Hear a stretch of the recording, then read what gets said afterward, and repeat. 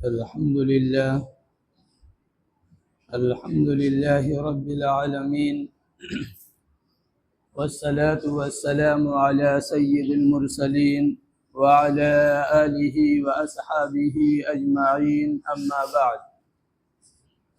فأعوذ بالله من الشيطان الرجيم، بسم الله الرحمن الرحيم. لقد من الله على المؤمنين إذ بعث فيهم رسولا من أنفسهم يتلو عليهم آياته ويزكيهم ويعلمهم الكتاب والحكمة وإن كانوا من قبل لفي ضلال مبين. وقال النبي صلى الله عليه وسلم: بعثت لأتمم مكارم الأخلاق، أو كما قال النبي صلی اللہ علیہ وسلم. قرآن کریم کی ایک آیت مبارکہ تلاوت کی ہے اور آپ صلی اللہ علیہ وسلم کی ایک حدیث پڑھی ہے. اللہ تبارک و تعالی قرآن و حدیث کی روشنی میں حق بات کہنے کی اور ہم سب کو اس پر عمل کی توفیق عطا فرمائے. ربیع الاول کا مہینہ چل رہا ہے اور اس مہینے میں نبی کریم صلی اللہ علیہ وسلم کے سیرت کے مختلف پہلوؤں کو بیان کیا جاتا ہے. آپ صلی اللہ علیہ وسلم کی حیات مبارکہ ہو یا آپ صلی اللہ علیہ وسلم کی بعثت ہو یا آپ صلی اللہ علیہ وسلم کی عالمگیریت ہو یا آپ صلی اللہ علیہ وسلم کا کل جہان کے لیے نبی اور رسول بنا کر بھیجا جانا ہو یا پھر آپ صلی اللہ علیہ وسلم کا آخری نبی اور آخری رسول ہونا ہو، ان تمام پہلوؤں کو بیان کیا جاتا ہے. لیکن یہ تمام پہلو اس بات کے متقاضی ہیں، اس بات کا تقاضا کرتے ہیں کہ جب تک جزیرۃ العرب کی صحیح صورتحال سے واقفیت نہ ہو، آپ صلی اللہ علیہ وسلم جس دیار جس علاقے میں آئے ان کے احوال سامنے نہ ہو تو سیرت طیبہ کی عظمت اور اس کی رفعت و بلندی کا اندازہ صحیح معنوں میں نہیں ہو پائے گا. اب اگر بہت پیچھے جایا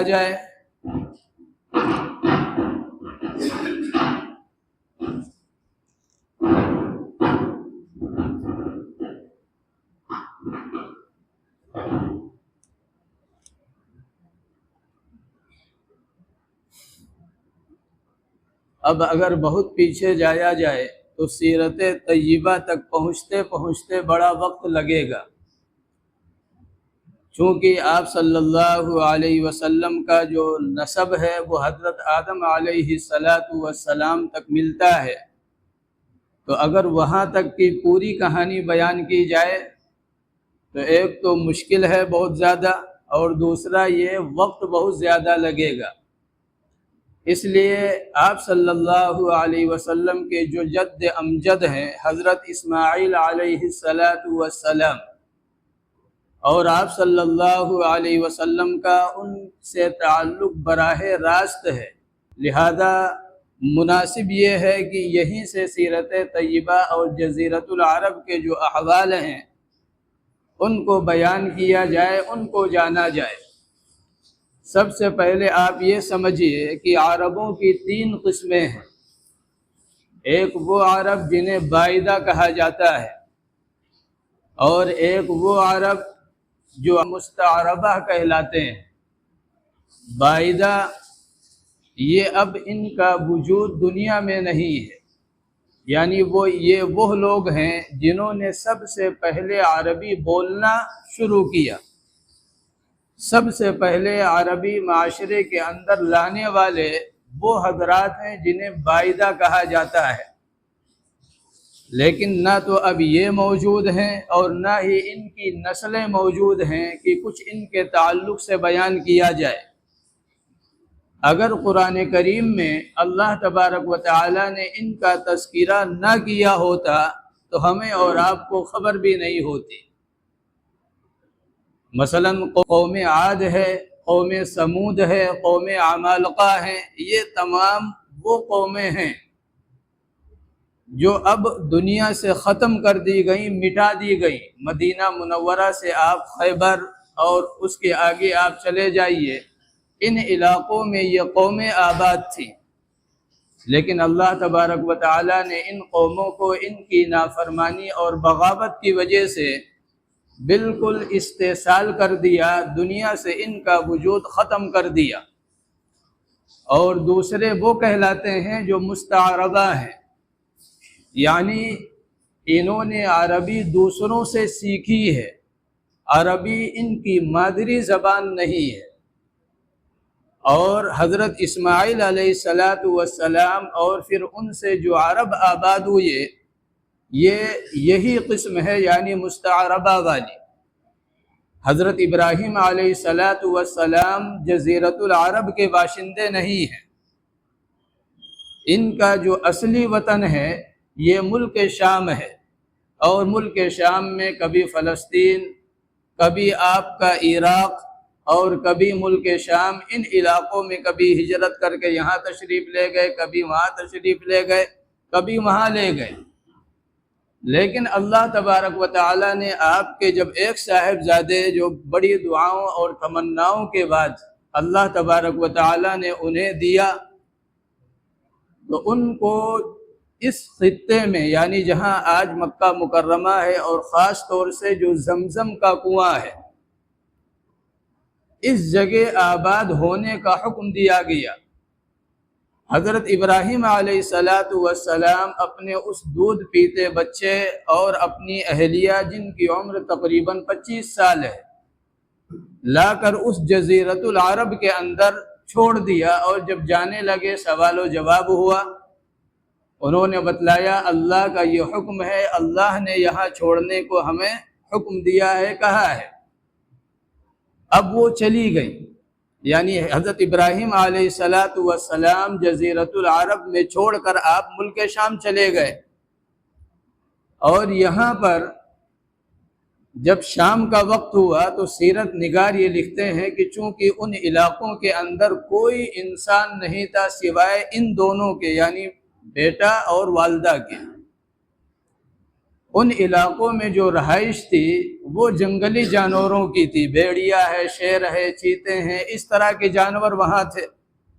رات میں جب انہوں نے شور مچانا شروع کیا تو حضرت ہاجرہ نے ایک آواز لگائی، آواز یہ لگائی کہ بھائی ہم ابراہیم علیہ السلام کے خاندان سے ہیں، اور ابراہیم علیہ السلام کو اللہ نے یہاں ہمیں چھوڑنے کا حکم دیا ہے، لہذا اسی اللہ کا واسطہ دے کر میں تم سب کو یہ کہتی ہوں کہ اپنی آوازیں پست کر لو، اپنی آوازیں بند کر لو۔ حضرت ہاجرہ کے اس آواز پر وہاں کے جو درندے ہیں، جو جانور ہیں، انہوں نے نہ صرف آوازیں بند کی بلکہ انہوں نے اطاعت و فرما برداری کا ایک نمونہ پیش کیا کہ اب ہم یہاں آپ کی حفاظت کریں گے، آپ کو نقصان نہیں پہنچائیں گے۔ لہذا حضرت ہاجرہ رضی اللہ تعالی عنہ وہاں آباد ہیں، اور جب حضرت ابراہیم علیہ السلام کو حکم دیا گیا کہ جا کر خانہ کعبہ کو آباد کرو، اسے بناؤ، اس وقت اسماعیل علیہ السلام کی جو عمر مبارک ہے وہ 16 سال ہے۔ اس سے پہلے اور بھی معاملات ہیں، وہ بیان کرنا مقصود نہیں، آپ حضرات سنتے رہتے ہیں۔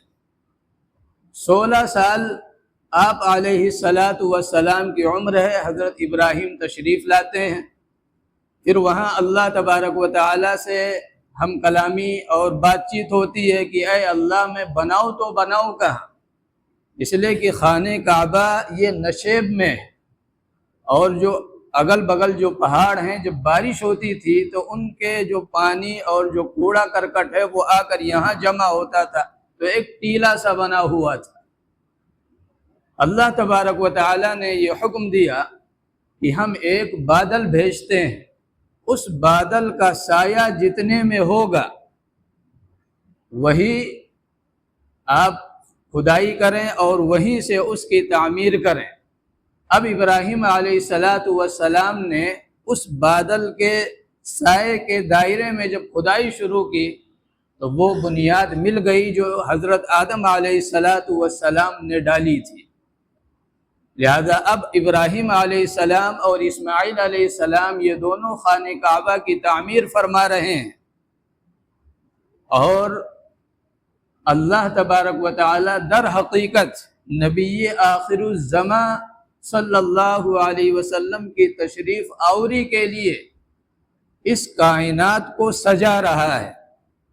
آپ دیکھیے، آپ صلی اللہ علیہ وسلم کی پیدائش کے وقت کیا ہے؟ آسمانوں پر پہرے لگا دیے گئے۔ آپ صلی اللہ علیہ وسلم ہی کو مبعوث فرمانے کے لیے اسماعیل علیہ السلام کو اس جزیرۃ العرب کے اندر لایا گیا، ابراہیم علیہ السلام سے ہجرت کروائی گئی، ہاجرہ کو یہاں چھڑوایا گیا۔ یہ سارا جو پروگرام چل رہا ہے یہ حضرت محمد صلی اللہ علیہ وسلم کی تشریف آوری کے لیے یہ میدان سجایا جا رہا ہے۔ اسی لیے علامہ اقبال نے کہا تھا نا، ہو نا یہ نام تو کلیوں کا تبسم بھی نہ ہو، چمن دہر میں بلبل کا ترنم بھی نہ ہو، یہ جو ساقی نہ ہو تو میں بھی نہ ہو، خم بھی نہ ہو، بزم توحید بھی دنیا میں نہ ہو، تم بھی نہ ہو۔ یہ علامہ اقبال رحمۃ اللہ علیہ فرما رہے ہیں کہ یہ جو کچھ کائنات سجائی گئی اس کے پیچھے یہ تھا کہ نبی آخر الزمان تشریف لائیں گے۔ لہذا اب ابراہیم علیہ السلام اور اسماعیل علیہ السلام خانہ کعبہ کی تعمیر میں مشغول ہیں، اور ان کی زبان پر دعائیں ہیں، اور انہی دعاؤں میں سے ایک دعا یہ ہے، ربنا وابعث فیہم رسولا منہم یتلو علیہم آیاتہ ویزکیہم۔ اے اللہ، خانہ کعبہ کو تو ہم تعمیر کر رہے ہیں، لیکن اس گھر کو کوئی آباد کرنے والا بھی تو ہو، لوگوں کو عبادت کا طریقہ بتلانے والا بھی تو ہو، لوگوں کو کفر و شرک سے پاک کر کے خالص تیرے سامنے جھکانے والا بھی تو ہو۔ یہ ابراہیم علیہ السلام دعا مانگ رہے ہیں کن کے لیے؟ نبی آخر الزمان کے لیے۔ لہذا ابراہیم علیہ السلام تعمیر کر رہے ہیں۔ اب تعمیر میں ایک مرحلہ وہ آیا کہ اب وہ دیواریں اونچی ہو گئیں اور ابراہیم علیہ السلام وہاں تک پہنچ نہیں پا رہے۔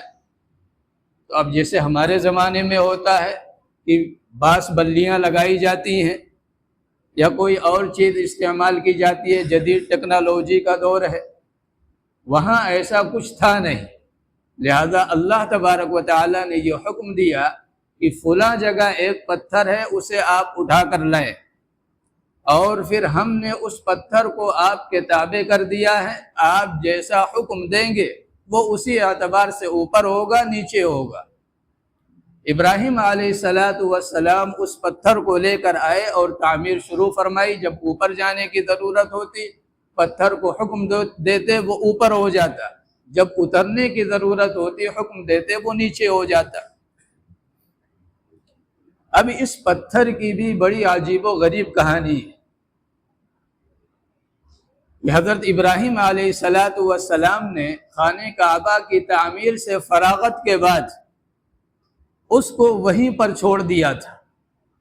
بھائی تعمیر سے فراغت ہو گئی، پتھر وزنی ہے، اب اس کو ادھر ادھر کرنے کی کیا ضرورت، وہیں چھوڑ دیا۔ آپ صلی اللہ علیہ وسلم کی حیات طیبہ میں ایک بارش ہوئی اور سیلاب آیا، اور سیلاب اس قدر بھیانک کہ اس نے مقام ابراہیم کو وہاں سے ہٹایا جہاں چھوڑا ہوا تھا پہلے، اور لا کر ایک دور مقام پر رکھ دیا۔ جب بارش ختم ہو گئی، سیلاب ختم ہو گیا، تو اب صحابہ کرام رضی اللہ عنہم اجمعین کے درمیان یہ بات چلی کہ آیا اس کو اس کے اصل مقام پر چھوڑا جائے، لے جایا جائے، یا یہیں چھوڑ دیا جائے۔ تو آج جو بھیڑ ہوتی ہے اس دور میں یہ بھیڑ نہیں تھی، اور خانہ کعبہ سے جو یہ دوری پر آ گیا تھا تو بیچ میں کافی جگہ تھی کہ آرام سے لوگ طواف کر لیں۔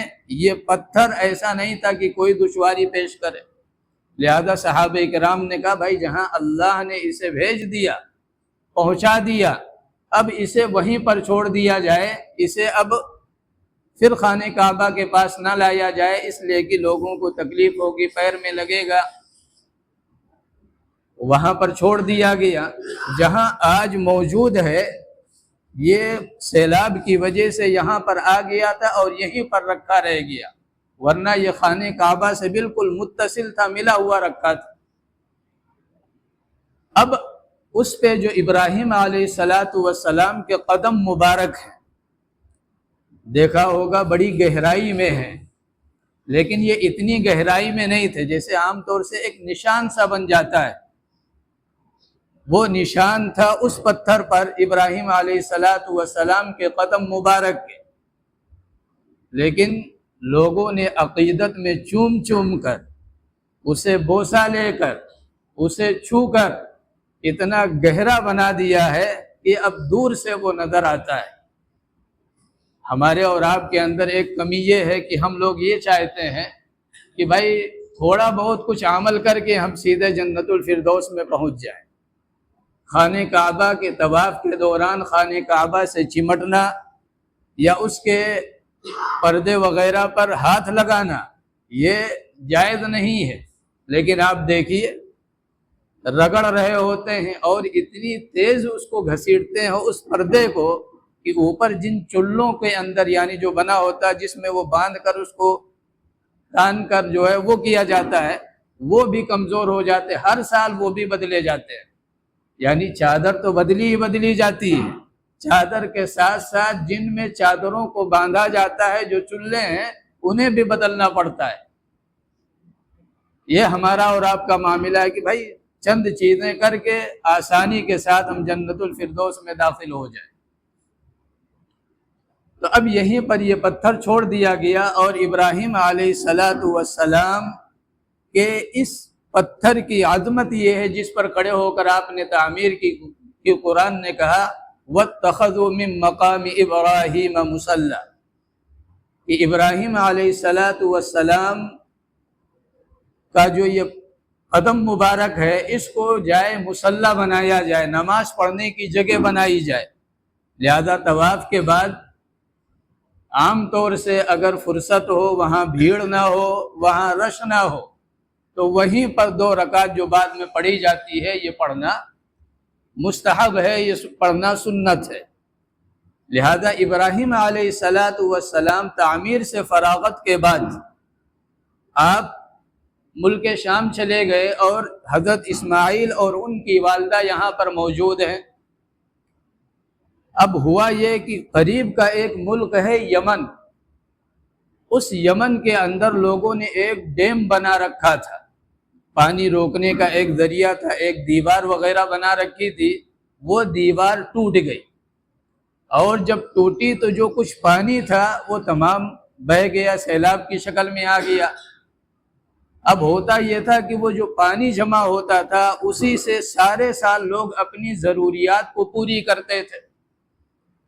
اب جب وہ ڈیم ہی ٹوٹ گیا، وہ دیوار ہی ختم ہو گئی، پانی سارا بہہ گیا، تو اب وہاں پر پانی موجود نہیں ہے اور پانی کے بغیر زندگی نہیں ہے۔ اب وہاں سے لوگوں نے پانی کی تلاش میں مختلف علاقوں کے اندر نکلنا شروع کیا۔ ایک قبیلہ جو قبیلہ جرہم کہلاتا ہے یہ بھی نکلا اور مکہ مکرمہ کی طرف اس کا رخ ہے، یہ بھی پانی کی تلاش میں ہے کہ بھائی پانی جہاں ملے وہاں ہم آباد ہو جائیں گے۔ جب یہاں پہنچے تو یہاں پرندوں کا ایک جھنڈ دیکھا جو منڈرا رہا تھا فضاؤں کے اندر۔ اب انہوں نے آپس میں بات کی کہ اس سے پہلے بھی اس علاقے میں آنا ہوا ہے لیکن یہاں پانی کا نام و نشان نہیں تھا، آج یہ پرندے مفت میں نہیں منڈرا رہے، یہاں پر ضرور پانی موجود ہے، اس لیے کہ کل کائنات کی زندگی یہ پانی پر منحصر ہے، چاہے وہ چرندے ہوں، چاہے پرندے ہوں، انسان ہوں یا نباتات اور جمادات ہوں، تمام کے تمام یہ پانی کے محتاج ہیں۔ لہذا پرندے اگر یہاں فضاؤں میں اڑ رہے ہیں تو اس کا مطلب یہاں پانی موجود ہے، ایک آدمی کو بھیجا گیا اور آ کر انہوں نے یہ رپورٹ دی کہ پانی تو موجود ہے لیکن وہاں دو فرد ہیں، ایک بچہ ہے اور اس بچے کی والدہ ہے۔ یہ حضرات وہاں سے آئے اور آ کر حضرت ہاجرہ سے اجازت لی کہ اگر آپ اجازت دیں تو ہم لوگ یہاں پر آباد ہونا چاہتے ہیں۔ حضرت ہاجرہ نے کہا اجازت تو ہے لیکن پانی پر ملکیت ہماری ہوگی، میں اس پانی کی مالک ہوں، ہم تمہیں پانی استعمال کرنے کی اجازت دیں گے لیکن مالک تم نہیں ہو سکتے۔ اور بعض روایتوں میں یہ بھی آتا ہے کہ حضرت ہاجرہ نے یہ کہا کہ ہم تمہیں پانی دیں گے اور تم ہماری کفالت کرو گے، یعنی ہمیں جو ضرورت ہے کھانے پینے کی ان چیزوں کی فراہمی یہ آپ کریں گے۔ وہ حضرات تیار ہو گئے اور قبیلے جرہم وہاں آباد ہوا، اور پھر اسماعیل علیہ السلام کی شادی اسی قبیلے جرہم میں ہوئی۔ یہ عرب قبیلہ تھا جو یمن سے آیا ہے۔ یہ دھیرے دھیرے آباد ہونا شروع ہوا اور اس علاقے کے اندر صرف اور صرف دین توحید تھا، اس کے علاوہ کوئی دین نہیں تھا، اس لیے کہ اصل بانی خانہ کعبہ کے اور جزیرۃ العرب کے یہ اسماعیل علیہ السلام ہیں، اور اسماعیل علیہ السلام یہ نبی ہیں، لہذا انہوں نے اس علاقے کے اندر جو تبلیغ کی اس کے نتیجے میں وہاں جو دین تھا خالص توحید تھا، یعنی اللہ تبارک و تعالیٰ کی صحیح معنوں میں معرفت اور زندگی گزارنے کا صحیح طریقہ موجود تھا۔ زمانہ گزرتا گیا، پھر ایک دور آیا کہ ایک بندہ پیدا ہوا جس کا نام عمرو بن لحی ہے، سمیٹتے ہوئے اس لیے کہ بات شروع کی جائے۔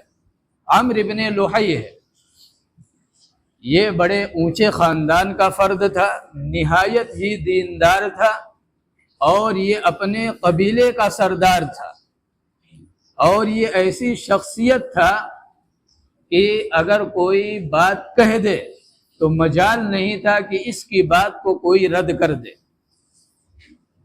اور نہایت ہی دیندار تھا، دینی جو شعار تھے ان سے لگاؤ تھا، دلچسپی تھی، سب کچھ تھا۔ اب اس کا سفر تجارت کی غرض سے ملک شام ہوا۔ ملک شام جب یہ گیا تو وہاں قوم عمالقہ کے اندر اس نے دیکھا کہ بھائی چھوٹے چھوٹے کہیں پتھر کے بت بنے ہوئے ہیں، کہیں لکڑیوں کے بنے ہوئے ہیں، کہیں کسی چیز کے، کہیں کسی چیز کے۔ تو اس نے پوچھا کہ بھائی یہ سب کیا معاملہ ہے؟ انہوں نے بتلایا دیکھیے ایک خدا تو وہی ہے جو آسمانوں کے اندر ہے، لیکن نہ ہم اسے دیکھ سکتے ہیں، نہ اسے چھو سکتے ہیں، نہ ہم پکاریں تو وہ آواز دیتا ہے، لہذا وہ تو اکیلا ہے، ہم سب مانتے ہیں، لیکن یہ چھوٹے چھوٹے جو ہم نے بنا رکھے ہیں ہمارے آلیہ، یہ اس لیے ہے کہ بھائی ہماری محبت کا جو مرکز ہے کوئی نہ کوئی تو ہو، کوئی تو ہو جس کے سامنے ہم روئیں، کوئی نہ کوئی ہو تو جس کے سامنے ہم اپنی فریادیں رکھیں، اپنی جو ضرورتیں ہیں وہ پیش کریں، اس لیے ہم نے بنا رکھا ہے۔ اور جب ہمیں کوئی ضرورت پیش آتی ہے ان کے سامنے جا کر ہم اس اپنی ضرورت کو رکھ دیتے ہیں، یہ خوش ہوتے ہیں تو اللہ سے کہہ دیتے ہیں، اللہ ہمارا کام کر دیتا ہے۔ اب عمرو بن لحی کے سمجھ میں یہ بات آ گئی، اور اس نے کہا بھائی ایک ہمیں بھی دو، یہ تو بڑا شاندار معاملہ ہے، ایک ہمیں بھی دو۔ تو یہ ایک بت لے کر آیا جس کا نام ہبل تھا، کئی مشہور بت ہیں، لات ہے، ہبل ہے، عزا ہے، منات ہیں، یہ سب بڑے بڑے بت ہیں۔ جزیرۃ العرب کے اندر لایا اور لا کر خانہ کعبہ کے سامنے رکھ دیا، اور لوگوں کو دعوت دی کہ بھائی اس کی بھی کیا ہے بت کچھ کی جائے، اس کی بھی خاطر تواضع کی جائے، اس کی بھی عبادت کی جائے۔ شخصیت ایسی تھی کہ اس کی بات کو رد نہیں کیا جا سکتا تھا، لہذا تمام اہل عرب نے اس کی بات پر لبیک کہا۔ آپ صلی اللہ علیہ وسلم نے فرمایا کہ پہلا شخص ہے وہ جس نے دین ابراہیمی کو بدلا ہے۔ اور پھر آپ صلی اللہ علیہ وسلم نے یہ بھی فرمایا کہ میں دیکھ رہا ہوں کہ جہنم کے اندر اپنی آتوں کو گھسٹتا ہوا وہ ادھر ادھر بھاگ رہا ہے، یعنی جہنم میں جو اس کے ساتھ معاملہ ہو رہا ہے اللہ کے نبی نے اس کو بھی بتلا دیا، اور یہ بھی بتلایا یہ پہلا بدبخت ہے جس نے بت پرستی کی بنیاد جزیرۃ العرب کے اندر رکھی اور دین ابراہیمی کو تباہ کیا۔ اب اس نے ان بتوں کو راضی کرنے کے نئے نئے طریقے ایجاد کیے۔ بھائی اب بت آ گیا، اس کو راضی کیسے کرنا ہے؟ تو کہیں جانوروں کی قربانی ہے، کہیں کچھ اور ہے۔ قرآن نے تفصیل سے ان چیزوں کو بیان کیا ہے۔ آپ 8واں پارہ اٹھائیے اور تیسرے یا چوتھے صفحے سے آپ دیکھیے، پورا واقعہ بیان کیا گیا کہ گلے کا ایک حصہ ان بتوں کے نام، جانور ان کے نام، اور طرح طرح کے جانور۔ قرآن نے کہا کہ اللہ تبارک و تعالی نے ما جعل اللہ من بحیرۃ ولا سائبۃ ولا وسیلۃ ولا حام ولکن الذین کفروا یفترون علی اللہ الکذب، یعنی جو اونٹ کسی اونٹنی سے جفتی کرے اور لگاتار اس سے 10 بچے نر پیدا ہوں، یعنی مادہ بیچ میں نہ ہو، تو بڑا بہادر سمجھا جاتا تھا کہ بھائی اس کے کیا کہنے۔ اس کو بتوں کے نام پر چھوڑ دیا جاتا تھا کہ بھائی اب یہ اس کا ہے، نہ اس سے ہم سواری کریں گے نہ کوئی بوجھ ڈھوئیں گے، اب یہ آزاد ہے۔ اسی طرح کچھ اونٹنیاں تھیں جو لگاتار اتنے مادہ بچے جنے، تو پھر ان کو بھی بتوں کے نام پر چھوڑ دیا جاتا تھا۔ یہ ساری جتنی آپ دیکھیں گے ان کا بانی، ان کو ایجاد کرنے والا عمرو ابن لحی ہے۔ اور پھر اس نے جزیرۃ العرب کے اندر جو اور قبائل تھے ان سے کہا کہ بھائی آپ سب کیا کریں، کوئی بت بنائے، ہر آدمی اپنے اپنے خاندان کا بت بنائے۔ لیکن اس نے ایک شرط رکھی، شرط یہ رکھی کہ بت تو یہاں بنے گا، آپ بنائیں گے اپنے خاندان کے لیے، لیکن مٹی اور پتھر یہ یہاں کا ہوگا، مٹی اور پتھر یہاں کا ہوگا، اور یہاں سے بت بنا کر لے جائیں گے آپ اپنے گھر میں یا اپنے دکان میں یا جہاں رکھنا ہے آپ رکھیں گے۔ اس کی وجہ اس نے یہ بیان کی کہ بھائی یہ مقدس سرزمین ہے، یہ مقدس جگہ ہے، لہذا بت یہیں کا ہونا چاہیے۔ ایک عجیب واقعہ سیرت میں لکھا ہوا ہے کہ ایک آدمی سفر میں نکلا اور اتفاق سے وہ بت لانا بھول گیا، اتفاق سے وہ بت لانا بھول گیا اور وہ سفر میں نکل گیا۔ جب کچھ آگے پہنچا تو اسے احساس ہوا کہ بھائی بھگوان اگر ساتھ میں ہوتے، یعنی بت اگر ساتھ میں ہوتا تو ہم اس کو خوش کرتے، اس کی عبادت کرتے۔ اب چونکہ ہمارے پاس نہ اس جگہ کی مٹی ہے نہ پتھر ہے تو ہم کریں کیا؟ ذہن میں بات آئی کہ بھائی ہمارے پاس کھجور موجود ہے، لہذا اس نے کھجور کا بیج نکالا اور تمام کھجور کو ایک معجون بنایا، اور معجون بنانے کے بعد ان تمام کے ذریعے سے اس نے ایک بت بنایا، ایک شکل دی، اور اس کی پوجا کرتا رہا، عبادت کرتا رہا۔ جب اسے بھوک لگی تو اب یہ بڑا پریشان، کھجور سے تو بھگوان بنے کھڑے ہیں، آلیہ بنے کھڑے ہیں۔ جب بھوک نے بہت زیادہ ستایا تو اس صورت میں اس نے کبھی ٹانگ توڑنا شروع کر دیا، کبھی ہاتھ توڑنا شروع کر دیا، کبھی کان کاٹے، کبھی دانت توڑے، یہی سب کرتا رہا، اور وہ انسان اپنے خدا کو کھا گیا۔ اسی لیے علامہ اقبال فیض آباد کے ایک بڑے شاعر ہیں، انہوں نے یہ بات کہی کہ کبھی کھڑے ہیں تو کھڑے ہیں، پڑے ہیں تو پڑے ہیں، ناپو تو آدمی خدا سے بڑے ہیں، یعنی ایسا خدا جس کو خود ہی کھا گیا۔ تو یہ عمرو ابن لحی، اسی طرح ایک صحابی جب اسلام لائے تو ان سے لوگوں نے پوچھا بھائی زمانے جاہلیت کے کچھ واقعات سناؤ۔ تو انہوں نے کہا دیکھو تم لوگ یہ کہتے ہو کہ بت کوئی نفع نہیں دیتے، کوئی فائدہ نہیں پہنچاتے، لیکن ہمارے بت نے تو ہمیں بڑا فائدہ پہنچایا۔ انہوں نے کہا وہ کیسے؟ انہوں نے کہا وہ ایسے کہ میں سفر میں تھا اور ایک جگہ اپنے خدا کو اور ان تمام کو سجا کر میں چلا گیا کسی ضرورت سے، جب واپس لوٹ کر آیا تو میں نے دیکھا کہ اس پر ایک لومڑی پیشاب کر رہی ہے۔ تو میرے ذہن میں یہ بات آئی کہ بھائی ایسا خدا جو اپنی بے عزتی اور بے تکریمی اس کا جواب نہ دے سکے تو یہ ہمیں کیا فائدہ دے گا؟ جب اپنی دفاع نہیں کر سکتا تو ہمارے اوپر آنے والے جو مصائب و پریشانی ہے یہ اس کو کیسے دور کر سکتا ہے؟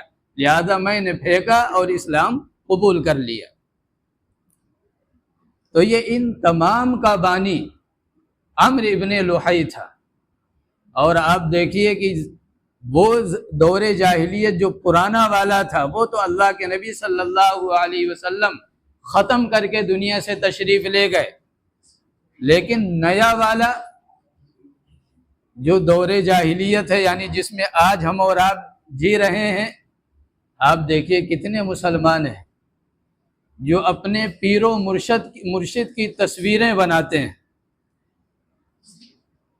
کئی جگہ آنکھوں سے مشاہدہ کیا گیا کہ دکان کھولی گئی اور شیخ عبد القادر جیلانی یا خواجہ اجمیری جو ہمارے بڑے ہیں، سر کے تاج ہیں، ان کی تصویریں اپنے اعتبار سے، کسی نے تو ان کو دیکھا نہیں، اپنے اعتبار سے بنا کر دکانوں میں لگا رکھا ہے۔ پہلے اگربتی جلتی ہے، پھر عطر کھولا جاتا ہے، عطر نکال کر اس تصویر پر ملا جاتا ہے، پھر کسنگ کا معاملہ تھوڑی دیر چلتا ہے، اور اس کے بعد جو ہے پھر آگے کی کارروائی کی جاتی ہے۔ ایک دور جاہلیت وہ تھا جس کو اللہ کے نبی مٹا کر گئے، وہاں بتوں کے ساتھ یہ معاملہ ہوتا تھا، لیکن آج ہم اور آپ کس کے ساتھ کر رہے ہیں؟ اپنے پیر و مرشد کے ساتھ۔ بعض ایسے بھی ہیں کہ جو قرآن شریف، حالانکہ تصویر ایسی چیز ہے کہ نبی کریم صلی اللہ علیہ وسلم نے فرمایا کہ جس گھر میں تصویر ہو یا کتا ہو اس میں فرشتے داخل نہیں ہوتے۔ یہ آپ صلی اللہ علیہ وسلم کی تعلیم ہے، لیکن جہالت کا کیا عالم ہے کہ اپنے پیر و مرشد کی تصویر قرآن کریم کے پہلے ورق میں رکھی جاتی ہے، اور پھر قرآن کریم کھولتے ہیں، پہلے وہاں یعنی چوما چاٹی چلتی ہے، اور اس کے بعد اگر شیخ صاحب، پیر صاحب یہ کہیں گے قرآن کی تلاوت کرو، وہ اب سمجھتے ہیں کہ بھائی وہ زبان ان کی سمجھتے ہیں، ہم اور آپ نہیں سمجھ سکتے، لیکن وہ اپنے پیر و مرشد کی زبان سمجھتے ہیں۔ لہذا پیر و مرشد نے اگر کہا کہ بھائی تلاوت کرنی ہے تب تلاوت کریں گے، ورنہ چوم چاٹ کر پھر قرآن کریم بند کر کے ایک کنارے رکھ دیں گے۔ یہ تمام ہمارے معاشرے کے اندر موجود ہے۔ انہی چیزوں کو مٹانے کے لیے آپ صلی اللہ علیہ وسلم دنیا میں تشریف لائے تھے۔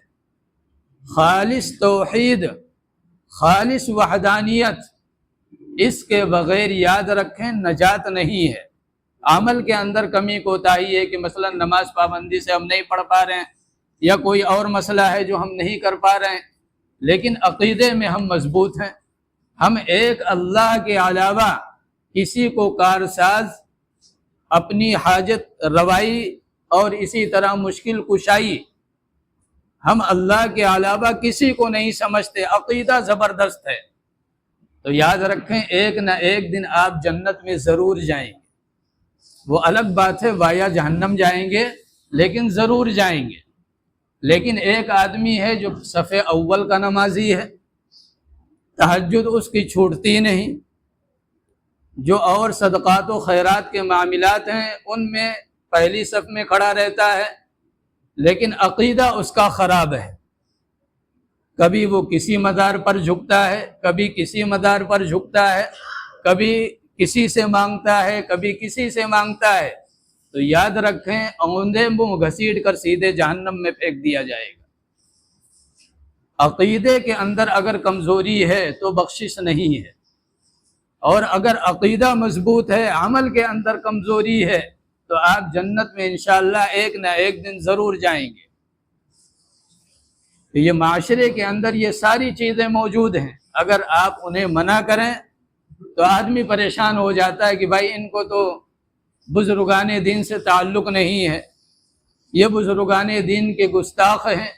بھائی بزرگان دین سے محبت کا تقاضا یہ ہے کہ وہ جن راستوں پر چلے ہیں ان راستوں کو اپنایا جائے، نہ کہ انہی کی پوجا اور انہی کی عبادت شروع کر دی جائے۔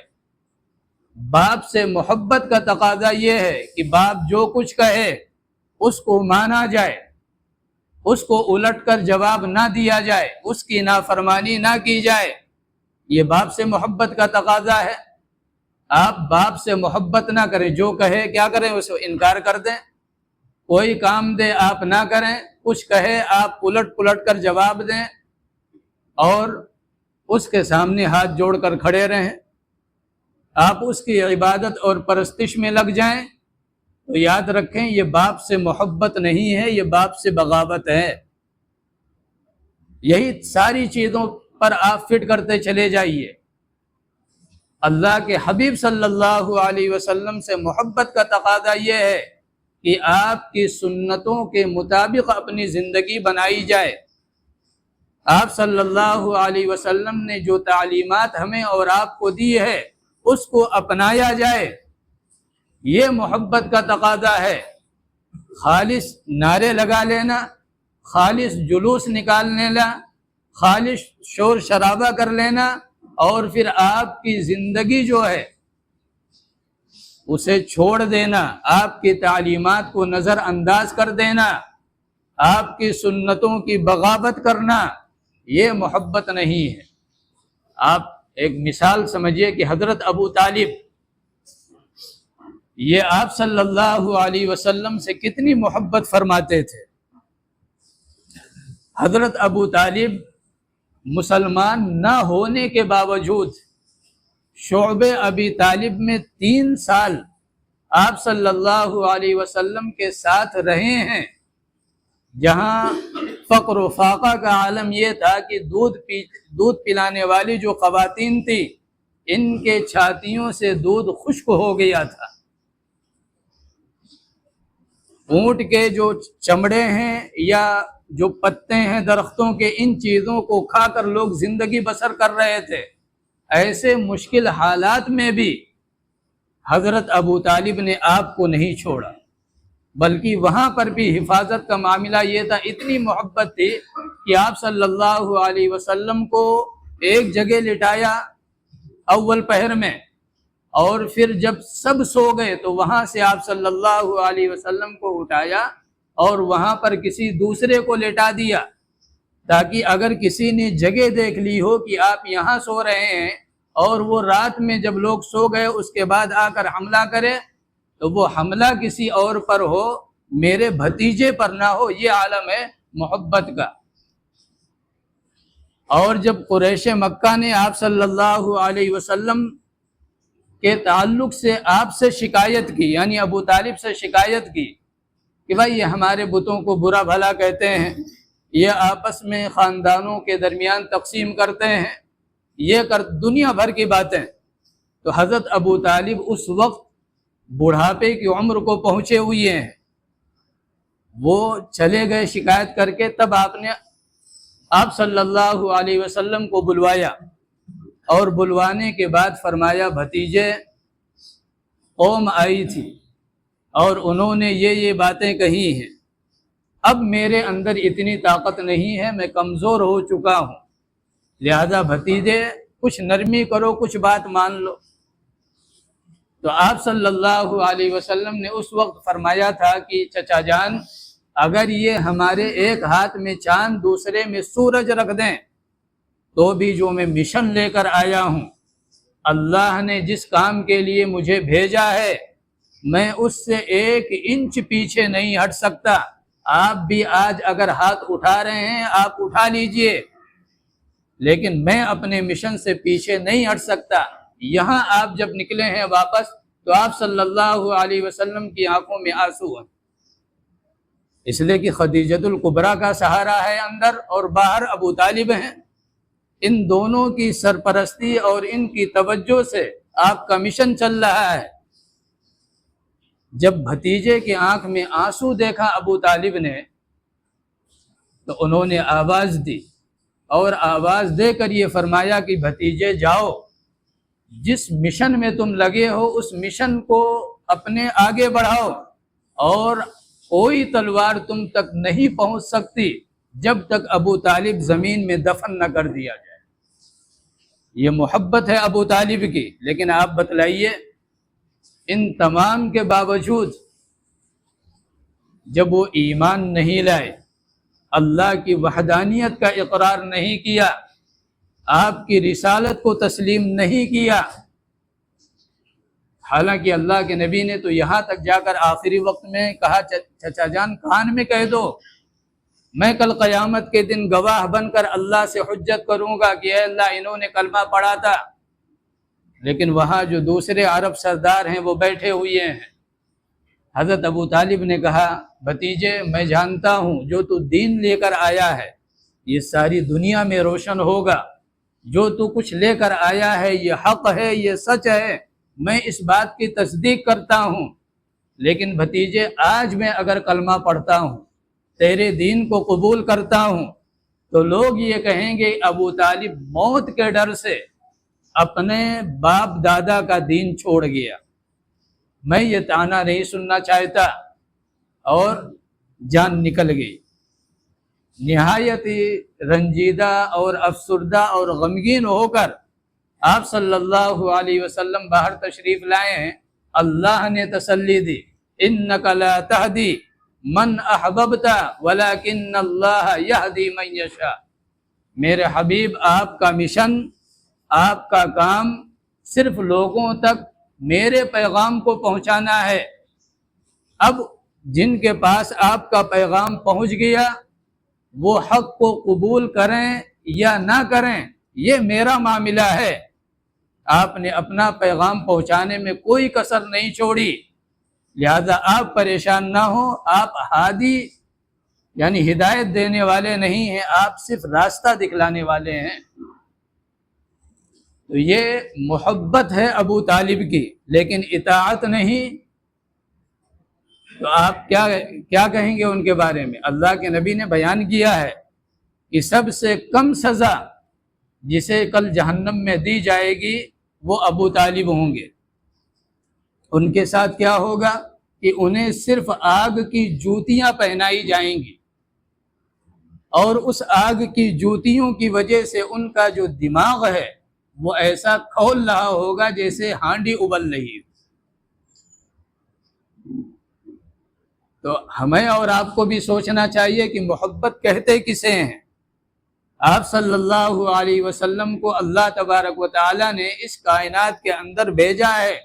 آپ کا مشن کیا تھا؟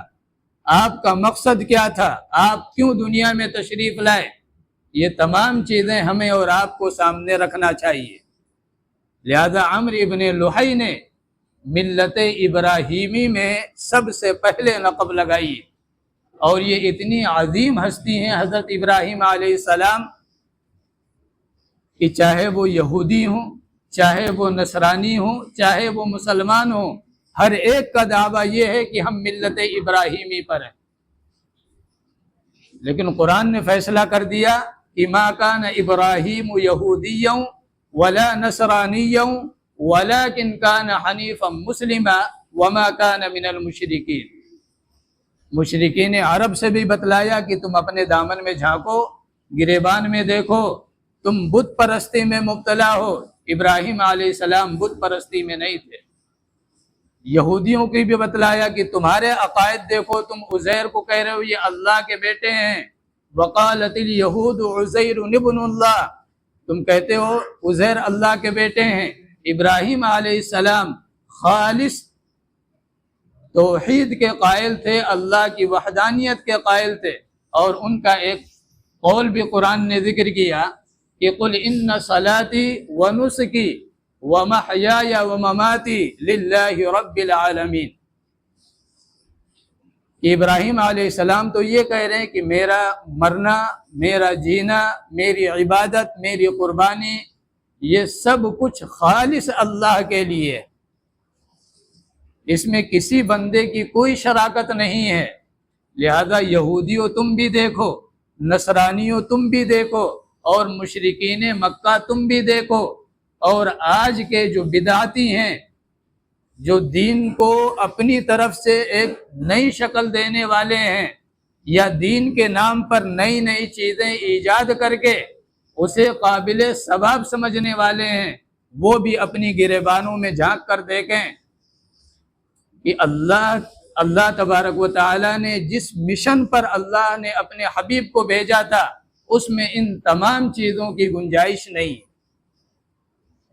اور کتنی عجیب و غریب بات ہے کہ قرآن تو یہ کہہ رہا ہے کہ الیوم اکملت لکم دینکم واتممت علیکم نعمتی ورضیت لکم الاسلام دینا، کہ ہم نے اسلام کو آج کے دن کامل کر دیا، مکمل کر دیا۔ کامل کا مطلب یہ ہے کہ اس کے جتنے جزیات ہیں یہ تمام کمال کو پہنچے ہوئے ہیں، اور مکمل کا مطلب یہ ہے کہ اس کے جتنے بھی عضو ہیں یہ سب صحیح سلامت ہیں۔ مثلا ایک آدمی ہے معاشرے کے اندر ہاتھ کا کچھ کمزور ہے، تو آپ کیا کہیں گے؟ یہ مکمل ہے؟ آپ کہیں گے نہیں، مکمل نہیں، ہاتھ میں تھوڑی سی کمزوری ہے، ہاتھ میں تھوڑی سی یہاں دو لفظ قرآن نے استعمال کیے ہیں، الیوم اکملت لکم واتممت، ہم نے مکمل بھی کر دیا ہے اور اسے کامل بھی کر دیا ہے، اب اس کے اندر کوئی چیز داخل کرنے کی اجازت نہیں ہے۔ لہذا اپنی طرف سے جو ہم لوگ نئی نئی چیزیں بنا کر اس میں داخل کرتے ہیں، گویا کہ ہم در پردہ یہ دعویٰ کرتے ہیں کہ ہم سے بڑا، صحابہ کرام سے بڑے ہم دیندار تھے، صحابہ کرام سے زیادہ ہم دین کو سمجھنے والے ہیں، صحابہ کرام سے زیادہ ہم اللہ اور اس کے حبیب سے محبت کرنے والے ہیں۔ یاد رکھیں، یہ جتنی چیزیں آپ بنا رہے ہیں یہ مرنے کے بعد آپ کے لیے مصیبت اور پریشانی کا سبب بن جائیں گی۔ اللہ تبارک و تعالی ہم سب کو کہنے سننے سے زیادہ عمل کی توفیق دے۔